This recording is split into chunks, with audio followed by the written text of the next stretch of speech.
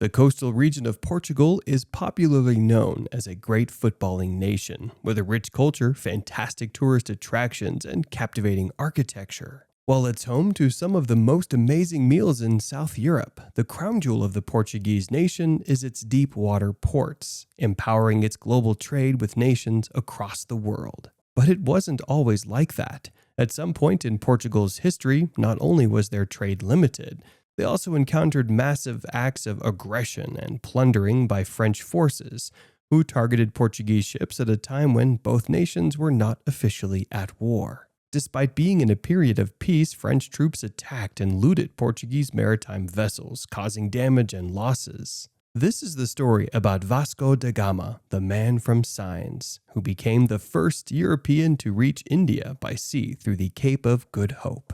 Initially named the Cape of Storms, Cabo das Tormentas, by Portuguese explorer Bartolomeu Dias, the optimism and many good tidings that were expected to come with the success of the expedition saw the then monarch King John II of Portugal rename the channel the Cape of Good Hope, Cabo de Boa Esperança. In so doing, he lit the flame of hope that steered the success of Vasco da Gama's expedition, beginning an age of exploration, trade, and economic success that introduced Portugal and indeed Europe to a new age of prosperity. Before we get started, do well to like, comment, and subscribe to Before Now's channel, and let us know what popular historical event you'd like us to cover. From the early 15th century, Portuguese expeditions organized by Prince Henry the Navigator explored the African coastline in search of West African riches, such as gold and slaves. These voyages expanded Portuguese maritime knowledge but yielded little profit. After Henry's death in 1460, the Portuguese crown lost interest in these efforts. In 1469, the crown licensed the African enterprise to a private Lisbon merchant consortium led by Fernão Gomes. Within a few years, Gomes's captains expanded Portuguese knowledge across the Gulf of Guinea, trading in gold dust, Malagueta pepper, ivory, and sub-Saharan slaves.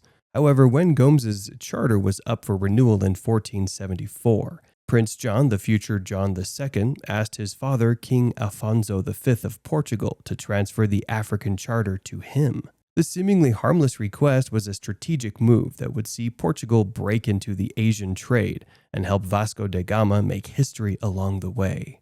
Vasco da Gama was born in Sines, Portugal in 1460. He was born to Estevão da Gama and Isabel Sodré, both from powerful and highly influential families in Portugal. Estevão da Gama was a commander in the Order of Santiago, a Christian military religious order of knights founded about 1160 in Spain, for the purpose of fighting Spanish Muslims and protecting pilgrims on their way to the shrine of Santiago de Compostela. Isabel Sodré, on the other hand, was connected to the Order of Christ, formerly known as the Knights Templar.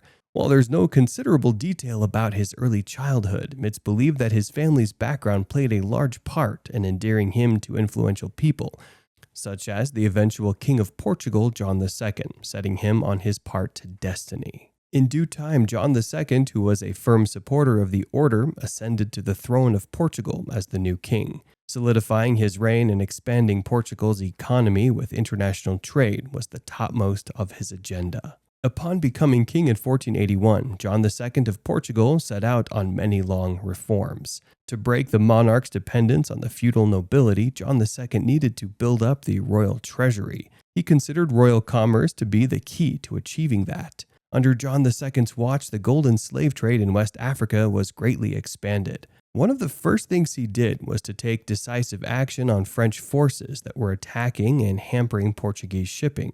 In 1492, King John II dispatched da Gama on a mission to the port of Setúbal and to the Algarve to seize French ships in retaliation for these attacks by the French, who were embarking on a rampage of Portuguese vessels, even though both nations were officially at peace with each other. Vasco da Gama rapidly and effectively performed this, capturing a number of French vessels, effectively quelling the attacks and stabilizing the region, much to the delight of King John II.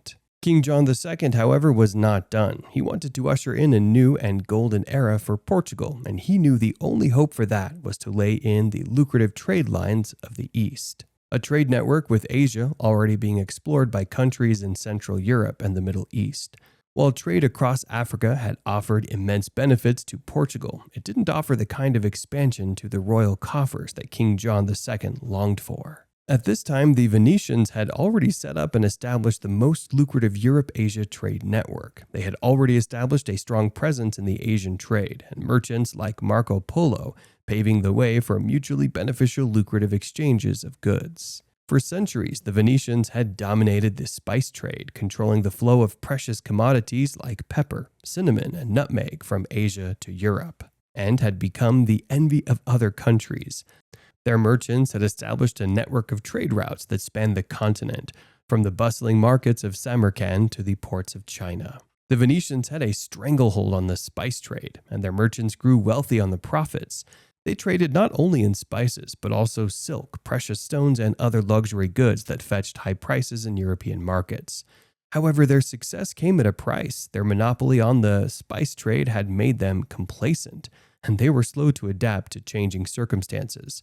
They relied heavily on the Middle Eastern merchants who controlled the overland routes to Asia, and they failed to explore new sea routes that could give them a competitive edge. The Portuguese were remarkably adept at navigation. This expertise passed down from one generation to another, along with King John II's desire to expand Portugal's presence in global trade, exposed a glimmer of opportunity to break the Venetian monopoly and establish a new trade route to Asia.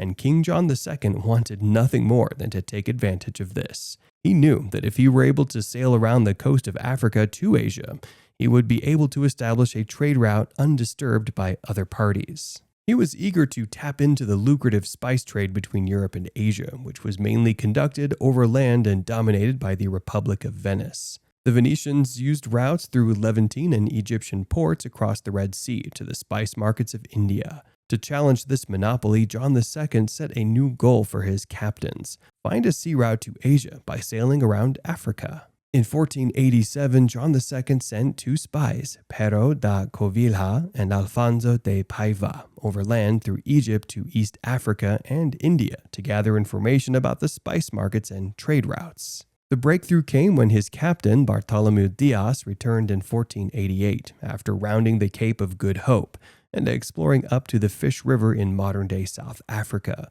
confirming that the coast stretched northeast. An explorer was needed to link Dias's discoveries with those of Covilhã and Paiva, establishing a continuous and profitable trade route across the Indian Ocean. Naturally, the king's choice to lead this all-important expedition was Vasco da Gama, who had already shown exemplary brilliance in decisively quelling French attacks against Portugal. King John trusted none other with the highly important task of opening up trade to the Asian market.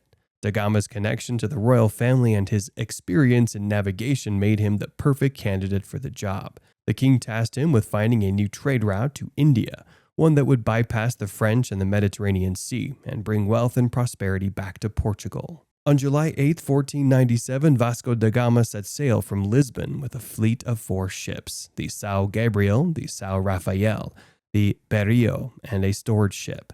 His crew included about 170 men, comprising sailors, soldiers, and traders. Following the route of earlier explorers, they traveled along the coast of Africa, via Tenerife and Cape Verde Islands. After reaching Sierra Leone, da Gama headed south into the open ocean, crossing the equator and using the South Atlantic westerlies discovered by Bartolomeu Dias.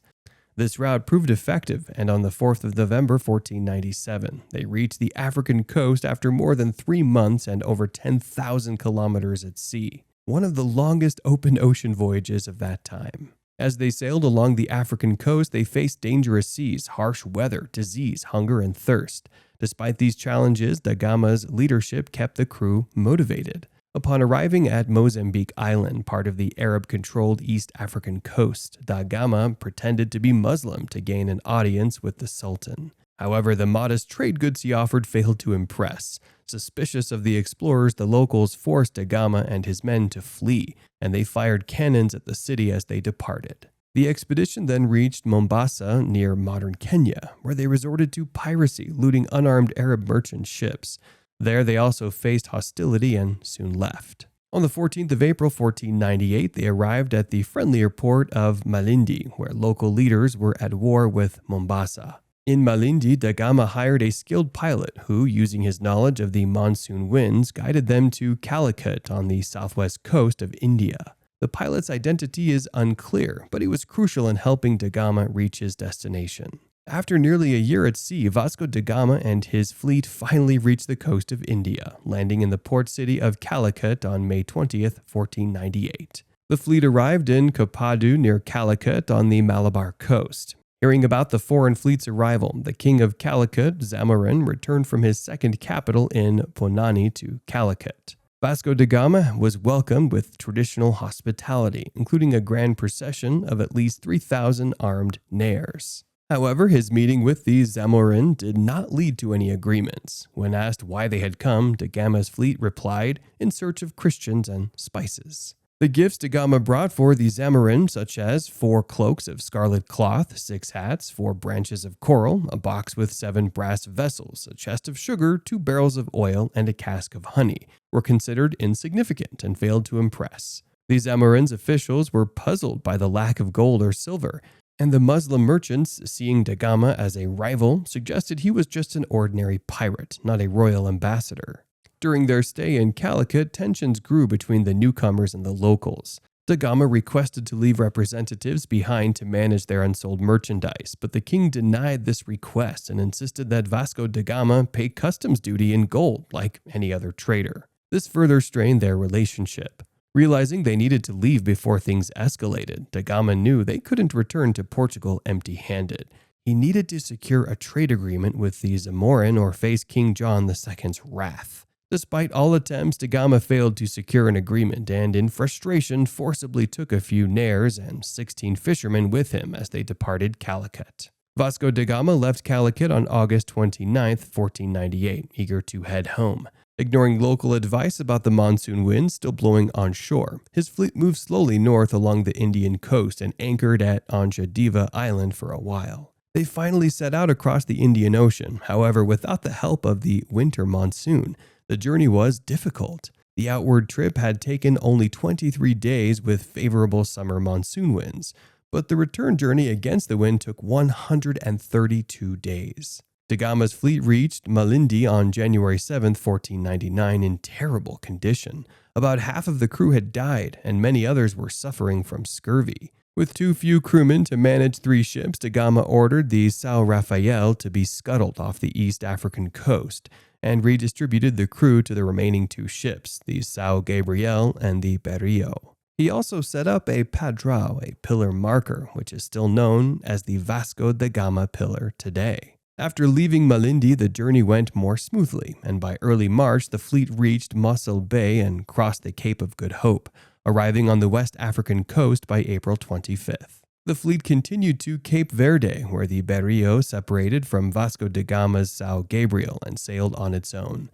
The Berrio arrived in Lisbon on July 10, 1499, and Coelho delivered the news to King Manuel I and the royal court in Sintra. Meanwhile, in Cape Verde, Vasco da Gama's brother, Paulo, became gravely ill. Da Gama stayed with him on Santiago Island and handed the São Gabriel over to his clerk to take home. The São Gabriel arrived in Lisbon in late July or early August. Da Gama and his ailing brother caught a ride on a Guinea caravel returning to Portugal, but Paulo died along the way. Da Gama disembarked in the Azores to bury his brother at the São Francisco Monastery in Angra do Heroísmo and stayed there for a while to mourn. He eventually took another ship from the Azores and arrived in Lisbon in August.